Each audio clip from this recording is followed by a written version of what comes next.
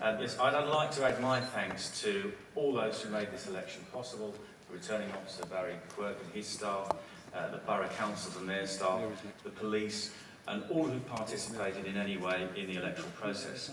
I'd like to say thank you to Lawrence Webb, the London Region Agent, without whom we would not have been able to wage this campaign with the success that we have, to Paul Whiffin, the London Region Chairman, who's equally put a great deal of effort into the campaign, and all the UKIP activists and candidates, too many to mention, who worked so hard for this success tonight. And of course I'd like to thank the 188,440 Londoners who voted for UKIP in this election. Thank you.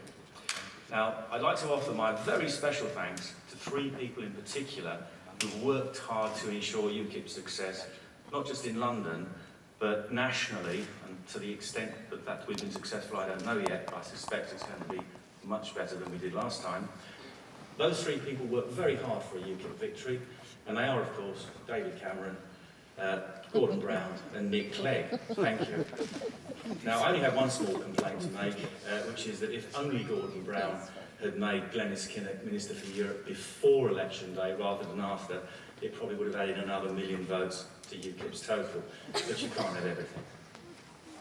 The old parties are out of touch with the people, and that's why they're going to be severely and deservedly punished across the nation in this election.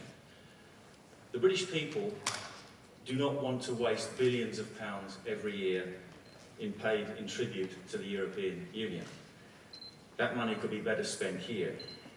They don't want our laws made in Brussels instead of Westminster.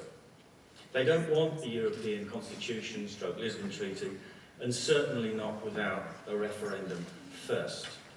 And if I might make a comment about the dishonesty of the Conservative position on this, they of course are only offering us a referendum if the Irish and the Czechs haven't ratified it fully first. The overwhelming majority of the British people want what UKIP wants: trade, friendship and cooperation with Europe and indeed of the world, but not to be governed by the European Union from Brussels. There really are only two straight choices regarding our relationship with the European Union. We can resign ourselves to becoming an increasingly insignificant region of an undemocratic United States of Europe, or we can leave and restore our former status as an independent, self-governing nation. UKIP offers the positive choice, which is to leave, and the voters respond to that in ever-increasing numbers. As the UKIP MEP for London, I have spent the last 5 years campaigning for Britain's unconditional withdrawal from the European Union.